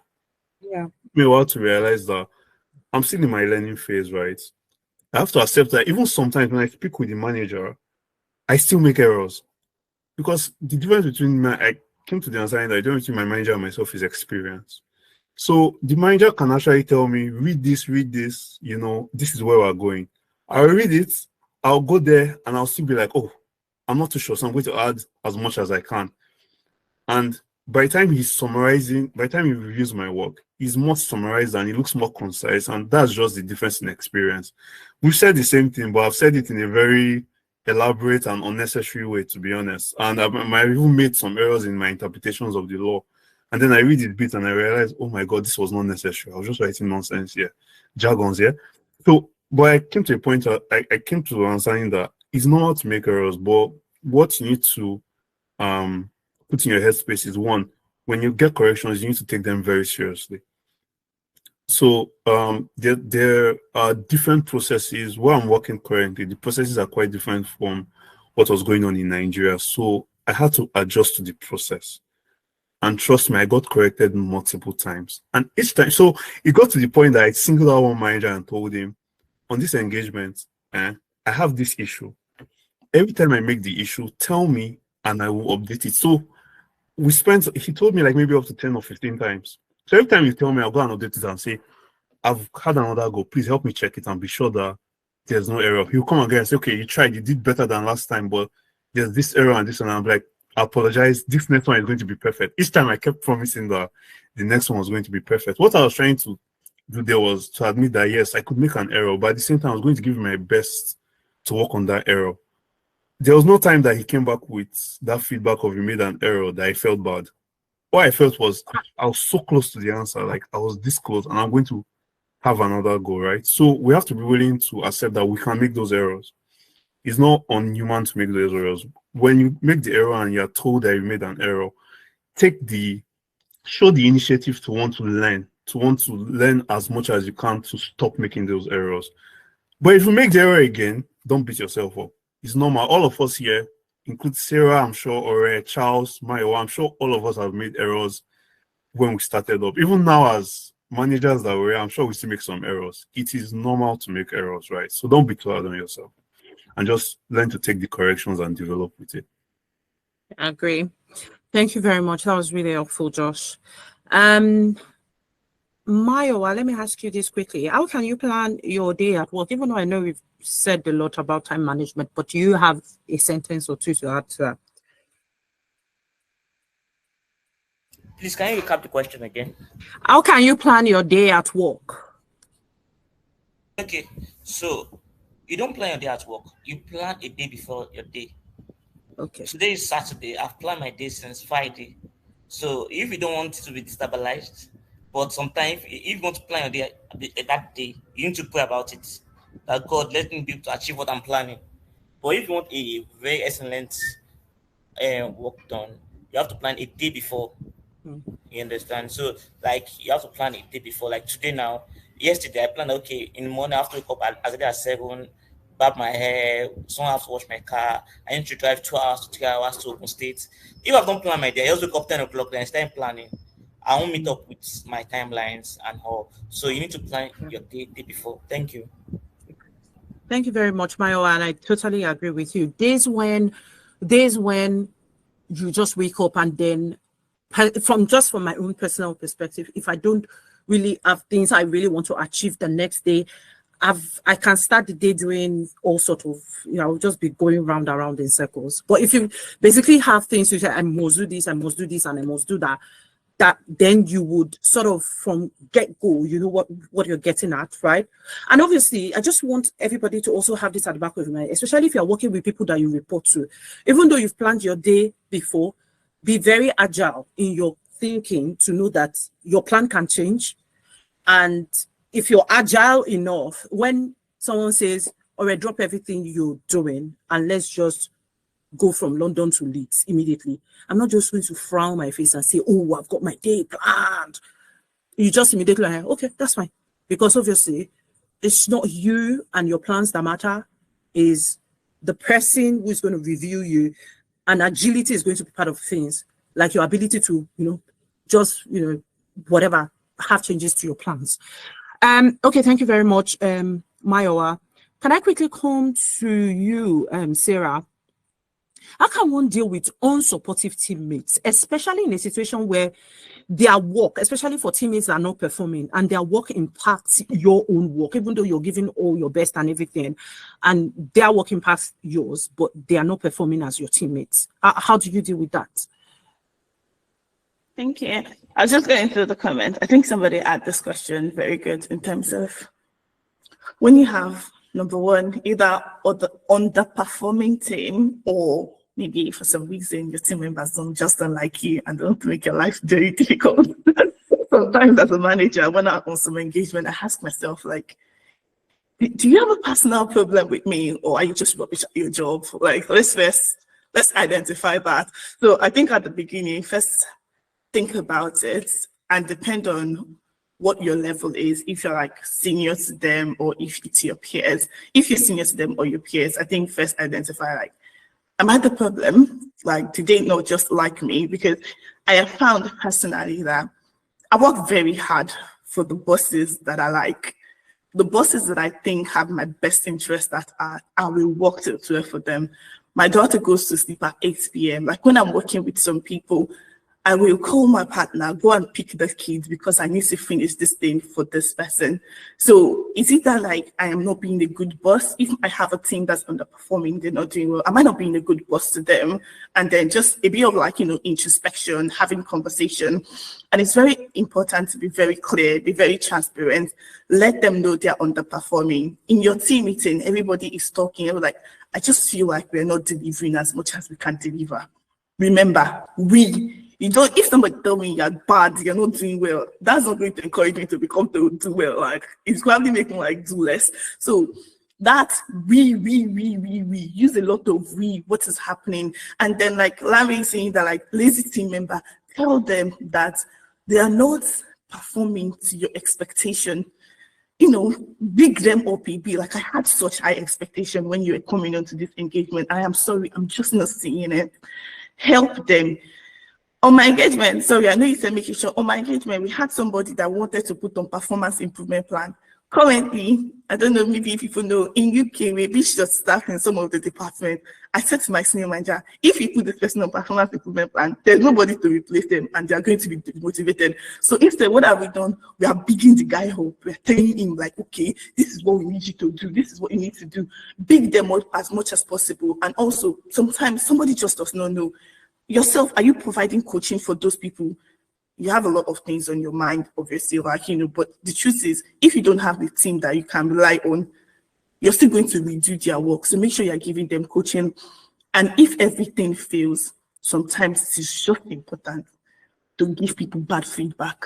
Be honest. You are not doing well. Speak to your manager, your boss, whoever it is. Be very, very clear. Don't just go and meet the manager with, problem. All these people are rubbish. There's nothing that's going to happen. Think, sit down. Is there an option? I don't know. I can't remember, like in Nigeria, it was a bit different, but it's still the same thing. Like, speak to whoever it is that's the resourcing manager. Is there a replacement? Is it possible for us to replace this person? So when you're speaking to your manager that I'm just not getting traction with this team, and there's just no support, like nobody is doing what they're supposed to be doing. I spoke to resourcing. I spoke to this person, this manager, and they think we can loan this person onto our team for the time period just so that we can help them. That's for underperforming. But if you have a team that's not supportive and they don't like you, look for friendly face. Just glue yourself, find the community in your team. There are 5 people, one person seems to like you, I want to do laundry to you, or whatever it is.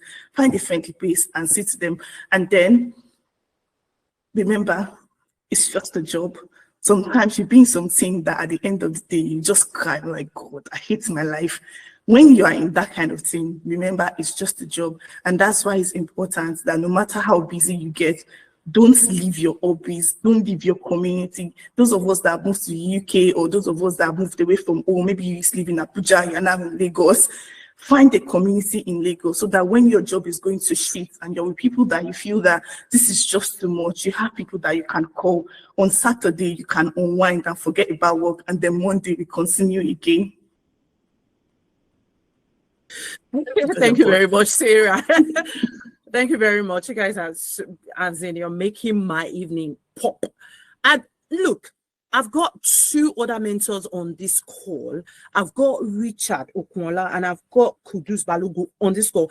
And I was just first, I appreciate them for joining this call because they're absolute fantastic mentors to career starters as well, and they've been doing this for a while, and they've been very, very resourceful on LinkedIn and all of that. So just because they're on this call, I'm more than happy. Kudus and Richard, I'm more than happy to give you both 5 minutes each. I know you guys have something to add to these conversations that is going on that people will be able to sort of benefit from. So Richard, you first, and just let me know in case you're somewhere that you can't talk. Richard, you first. What do you have to add to this conversation that is going on around how we can manage stress, how we can work effectively under pressure? And I know, Richard, you've got Big Four experience as well, and you would have something to add. All right, thank you very much, Bukola. Please confirm you can hear me. Yeah. So interestingly, Charles is one of my go-to person when I was in KPMG, right? And I'm happy to share part of what I actually learned from him right back then. So when I joined KPMG, then I was actually struggling because I didn't really know what is expected of me, right? They just say, go and do footing and casting. I don't know what they're saying I should do. Go and do this, go and do that, right? It was a lot of struggle.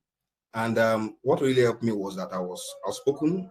I do reach out to people a lot to help me out, right? So, and one thing I would just like to advise career starters or young persons in the early stage of their career is that you need to be outspoken. Don't be shy about what you don't know. Trust me, it goes a long way. I have one of my guys currently with my firm now. He joined, is this the first time he went to consulting after 3 years of experience he has had. And when he came in, he was really struggling. Right now, he's one of our star guys. And how did he achieve that? By actually reaching out. Richard, please come and teach me this. I must know this thing. So he took it upon himself. He's not waiting for somebody to give him that task. Then he now starts struggling before he now, develop interest in it. So from that perspective, I think the responsibility for your, like they usually say, your career is in your hands, right? So the responsibility for your success lies with you first. Then maybe the firm that you're working with, of course, there's different trainings that are ongoing every now and then. You need to maximize the opportunities. Many people do not take advantage of in-house trainings and opportunities, and they complain, oh, this place is not good, this place is that. Trust me, it's not easy, even for the companies. Now for industry, so interestingly, I've had industry experience. So I think I can relate to when I think one of the mentors was talking about, okay, dealing with your boss. The truth is that in the industry, it is most likely that you'll be interacting with just one boss. So now I've been in a situation where I had to manage a very difficult boss. The person is so difficult that even the CFO is afraid of him, right? So if he calls me on weekend, Richard, I need this report now, I don't have any choice than to deliver that report that weekend, right? No, so now what helped me that I'll just share with you is that you need to know your stuff, right? You need to know what is expected of you as per time, so that when they call upon you to deliver on it, you'll be able to deliver. Don't forget, you can lie on your CV, but you can't lie about the actual practical experience when they give it to you. So that one is there. Then the other part is that everybody have their own uniqueness. Like Orelua said, I know that if I work with Orelua, maybe I might have IBP safe. The way she described herself, right? But then doesn't mean I'm not that bad. I promise that I am not that bad. Okay, so right now I'm just saying it from the way you describe yourself, right? But then people that now get closer to you discovers that, wow, this is actually the pattern in which she likes to do her work. She just likes to get things done early enough before deadline, so that she doesn't have to do any pressure running around during the last deadline date. So yeah, different people have different styles, and I think it's important that you also learn the kind of style that your bosses use. One of my boss now, if I do a letter, if letter is due next week Friday, and I send it to him on Monday for review, he will be very happy. He'll be like, fantastic. Oh, go and correct this, go and correct this, go and correct this. And if I can finish everything by Wednesday, he's extremely happy.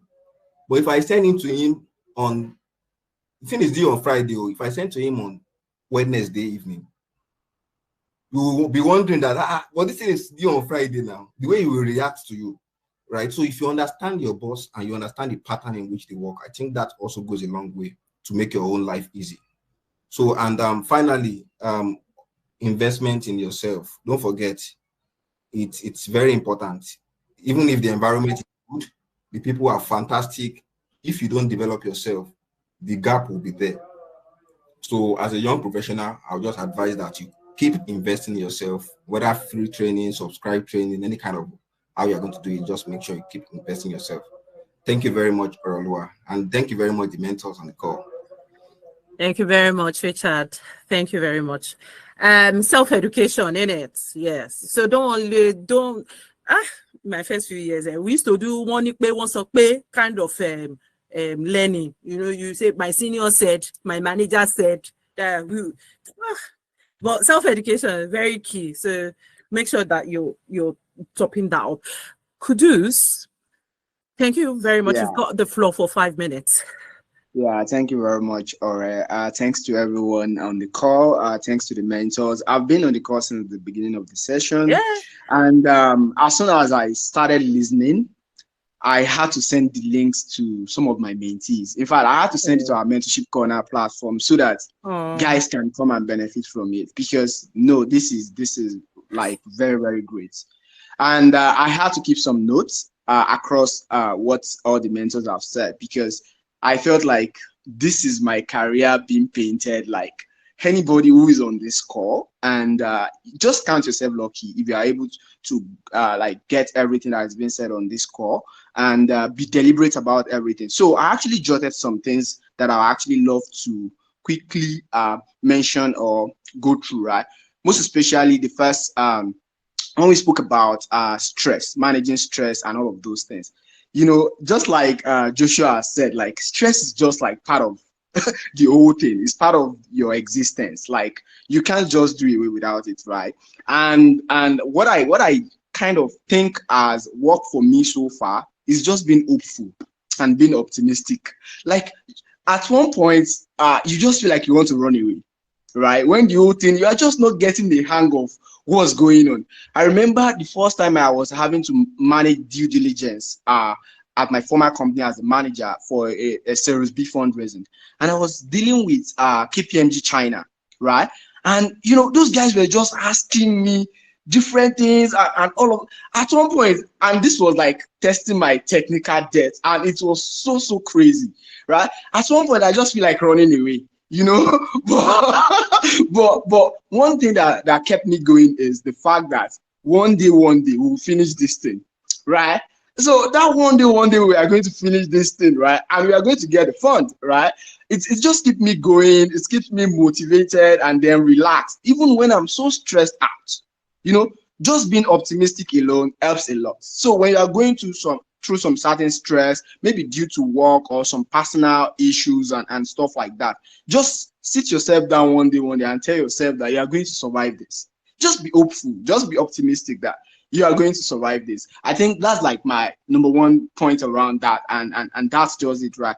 And talking about what was it called? Charles mentioned around balancing work and your education and professional development, right? Like Charles has made very solid points as out there, right? I think one thing I would just like to add is some trade-offs that probably might happen, because Charles actually mentioned that you actually don't need to lose one to get one, right? You can balance both. But then some realities, some of our realities are actually not the ones that you can actually balance both, that you might need to make and face some crazy decisions, right? I remember when I was writing my ICANN, right? I was writing my ICANN. So I'm this kind of guy, you know, people know me on the street as Iwilabi. So I'm still learning, so I want to live up to that name, right? So when I was writing my ICANN, I did my HS3. I did not attend any tutorial, and I passed 4 papers. I did my skills, and then I had my ND, National Diploma. In case you don't know, I only have National Diploma, and I've never gone back to school, right? So I only did my ND, National Diploma. I did my HS3, and I passed all at once. Wow, interesting. So I got another job, and I was doing my skills. During this period, work, you know, I'm still young, trying to catch up. So this work that I've gotten is a work that requires Monday to Saturday, right? But then I'm not lucky enough to be a superstar or to be working in the Big Four. But I'm in the industry, I have to survive, right? So when I was doing this, I was doing the job then, attending tutorial. When I was doing this, my tutorial, when the exam was so close, I was only given 2 weeks to go and prepare for the exam. I had that. I went for the exam. I passed. Wow, interesting. So I sabi books more, you know. And you know the way ICANN makes you feel when you are passing, and you are seeing a lot of very, very solid guys, and they are complaining one way or the other. So I thought of it that before I finish this ICANN, I need to get ICANN prize, you know. So I had to make some crazy decisions. So what was the decision was that I said I was going to resign my work, because I felt like if I prepared for my HS3 by myself, I passed. I self-studied, I passed. And then when I was doing skills, I only had very limited time and I passed. So if I combine tutorial with unlimited time, right, I should probably do a lot more. But then that did actually not work the way I planned. But guess what?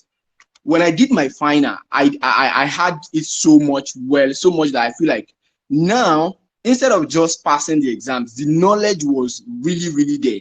And that's why a number of people feel like this guy is so good with financial reporting, anything reporting, corporate reporting, and all of those things. And because away from passing exams, right, I actually did well to ensure that I grabbed the knowledge. Like I pick the knowledge line by line. Like there is almost no standard you want to talk about on the call with me. I'm just like, I have the idea of what the standard is saying. I know what's up with it and all of those things, right? And that was that. So during my ICANN days, I seemed to be a superstar. And that was when I could easily just say I went for 3 months on paid leave, right? Just to study. And I was like a superstar, right? When it comes to when I eventually became like a senior, I became finance manager. And then during this period, I'm the one that is responsible for our monthly management reports. And then I was now writing ACCA to get my BSc, right? Now, you know what's funny is that is when I know that there are some situations you are going to face. You just have to pick one of two. So I'm the finance manager here, and then I have to do monthly report. Monthly report is due first week of the subsequent month. ACCA exam is usually first week of whatever diet you are writing, right? So now I have to choose between ACCA and my report. Guess what? At this point, there was a time I first attempted the ACCA. I thought I could balance it off and stuff like that. And some minutes to my exams, my boss was still reaching out to me to say, Kudus, management report, you know, and I had to deliver. At the end of the day, guess what? I failed the exam. But that's not where I'm going. Where I was going is that the fact that I failed the exam, it actually taught me some lesson of trade-offs. There was a point I had to sit myself down and realize between this ACCA and this level of my career, which one actually pays more? See, it was my career. And I had to, like what Sarah said about making your boss life easier, right? Making your boss life easy. I had to resort to that, right? And that was like the strategy, so much that even when I was failing my exams, I was getting promotions at work. And this was not just Naminayu promotion, like this were like actual stuff, and I was getting a lot more. And at one point, I just had to tell my boss like 3 months earlier, or like, and that's now to time management. I had to tell my boss like several months earlier to say, Oga boss, please, what are the things you want me to achieve for you during this period? I have exam by this time and I need time off, you know? And the next thing was I was only given 5 days off during my exam, and I was like able to utilize the 5 days till I passed, right? So at some points, right, you need to like understand the boss you are working with, understand the environment at which you are working. There are some times where you need to like have a trade-off. And now, like me, I could easily make my trade-offs around, oh, I work in a startup, a tech startup, and then the next thing is my BSc really relevant for my appraiser? The answer was actually no. So what's relevant for my appraiser? Getting the jobs done. So I literally contributed to raising $50 million for a company. And then now for time for appraiser, you want to appraise me what? Obviously, you are going to. And now the question is it the BSc that is doing the job or the actual guy? And then the next thing is you have a boss that understands that, see, it's the guy that is doing the job.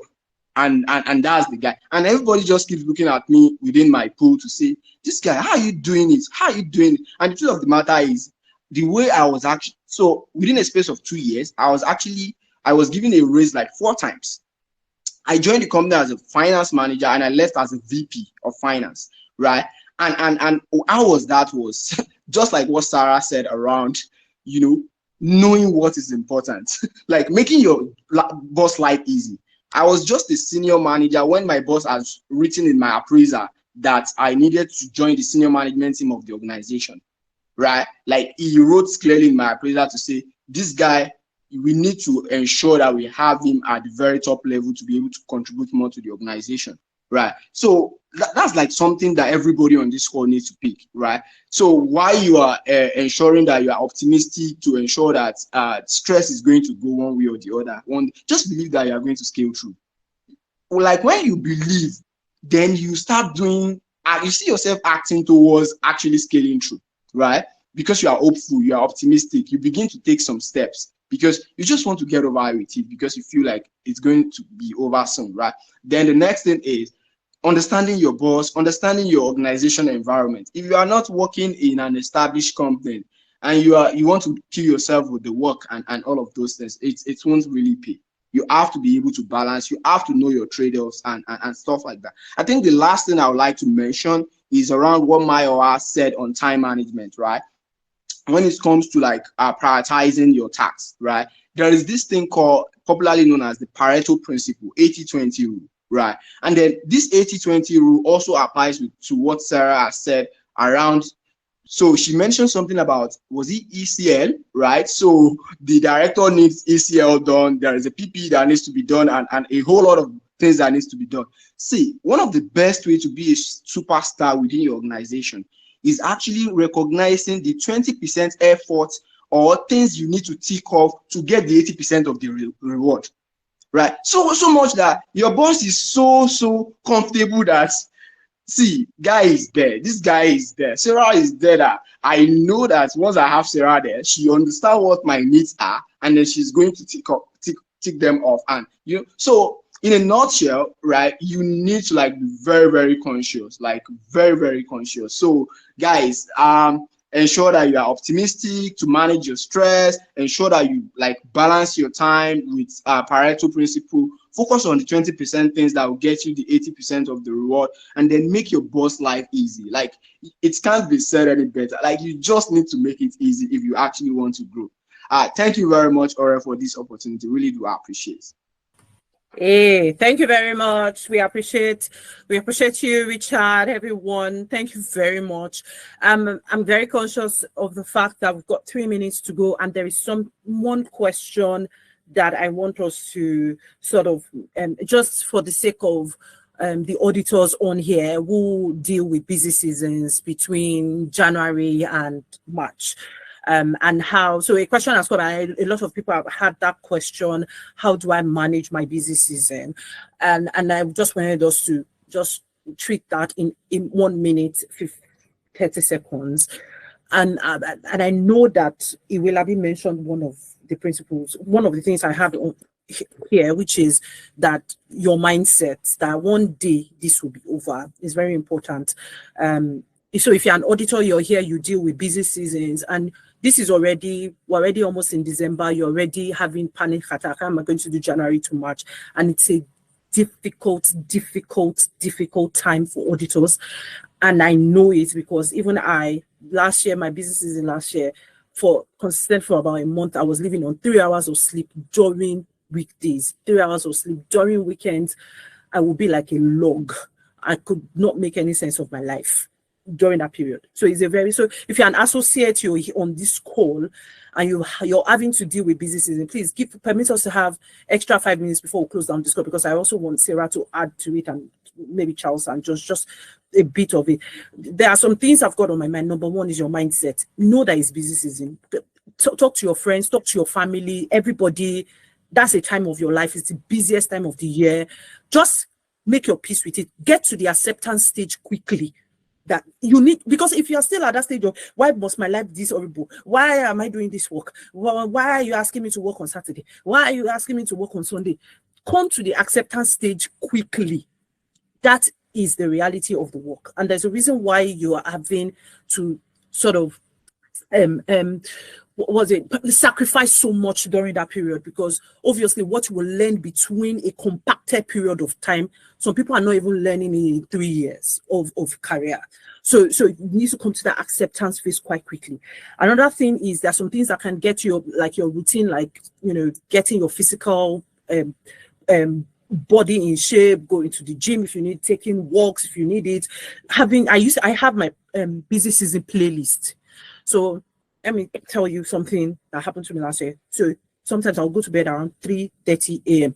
No jokes. It's reality, my life. 3:30 a.m. I've been working since like 8:30 a.m. 3:30 a.m. This one is not the one that I will take 2 hours off work. There's no 2 hours lunch break. 3:30 a.m. I'm in my hotel room lying down, and I need to be up by 7 a.m. every day. Sometimes I don't even know which one is Saturday, which one is Sunday. That's the fact, right? I had my playlist. There's one particular playlist I had that in the morning, once I play it, it says get up. That's how it starts. It's a playlist on YouTube. It just says get up, which means crawl out of the bed and get ready to go. And I listen to those motivational videos, those motivational things on YouTube. I listen, and it pumps me up. I drag myself to work, but I know that it's not going to last forever. And then I just have that at the back of my mind, and I'm just trying to get through that process. And obviously your communication, we've talked a lot about communication.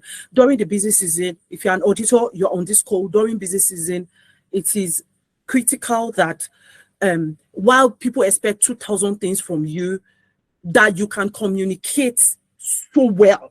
Like, what they will ask you. You can preempt what they will ask you. So you can do what is important first, right? And those things are not as important. You can leave them, for later. Just having that at the back of your mind. But business is a deal. Charles, I don't know. Could you talk to us in a minute? How do you deal with your busy seasons? Okay, I think I was muted again.